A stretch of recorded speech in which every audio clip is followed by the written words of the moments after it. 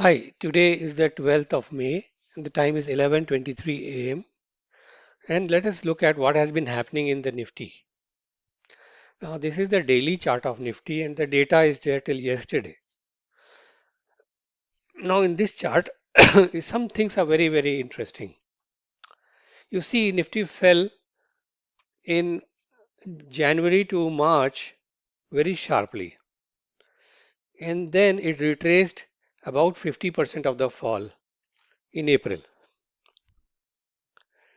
The fall from the top took 46 trading sessions and the rise to the 50% retracement took 23 trading sessions. So this wave is a Fibonacci zero point 0.5 times the first wave. It had also retraced 50%. Then it had this setup where there was an island reversal pattern and then there was a sharp fall. So let us look at this price action on the intraday chart and what was the interpretation at that time.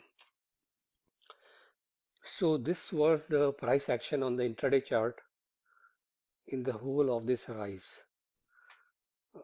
There was a rise, fall, then a three-wave rise, which we have labeled as WXY, and then there was this island reversal breakdown. We were short on the market on this fall, which was a bit premature because the confirmation was only on the break of this trend line, which had not happened. And then the market went up and we were stopped out.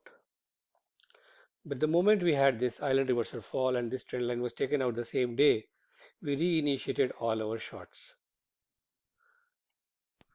So we observed that this fall on the intraday chart was a five-wave move, and that implied that the trend had turned down. And since this was a five-wave move, we will see further downside. But before that, we will probably encounter a three-wave counter trend rise. So let us see what happened after that.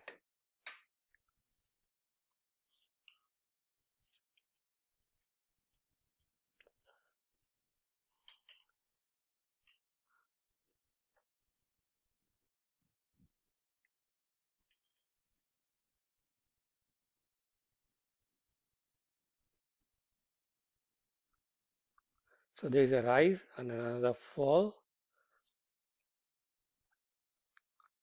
then another rise, which could be the whole of this ABC rise. But let us see. There.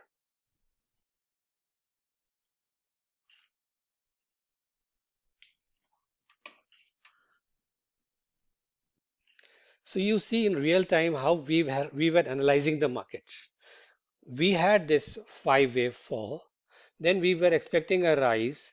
This rise was likely to go to the previous fourth wave, and this is the previous fourth wave here, see? And this rise almost went to this previous fourth wave. This rise was expected to be a three-wave rise, which it was, WX and a ABC for Y, and it stopped right at that channel line, and then it came down. Now here, see, using the Elliott wave model, you can predict or forecast certain price moves. It is not necessary that you are going to be right all the time. But once you lay out a plan, and if the market follows your plan, then you are pretty much certain that you are on the right track and you continue to hold your positions.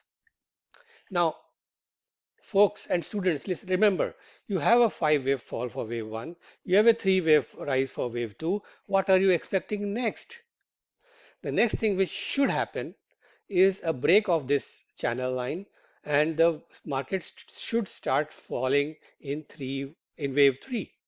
So this was yesterday's price action half the time and so till the afternoon. This was till 1:15. Let us see what happened after that. There. So there our hypothesis was right, and this is what is happening today, where the market has continued its fall and there is a gap. Now remember, there is always a breakaway gap in wave 3. So this again confirms that we are now in wave 3 down on this downtrend. So you see how at each stage we were confirming that the type of price action was according to our wave count. And if it wasn't, then we were pretty much eager to take our positions off. But our theory was proven right at each and every step of the way. So these were the basic baby steps which confirmed that the trend was changing, and you can see how early this trend change was visible by watching how the waves unfolded.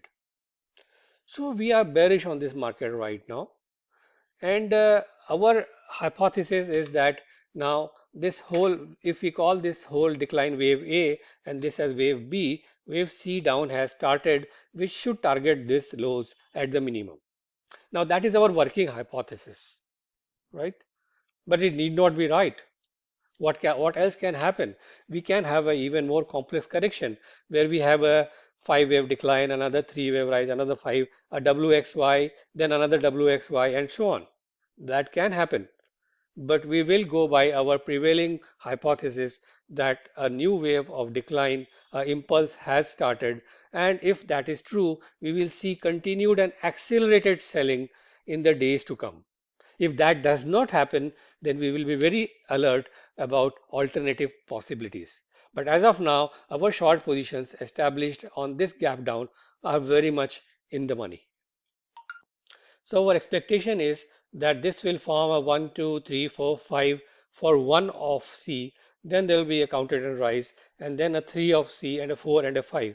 So it has to go down in 5 waves to complete wave C in the days and weeks to come.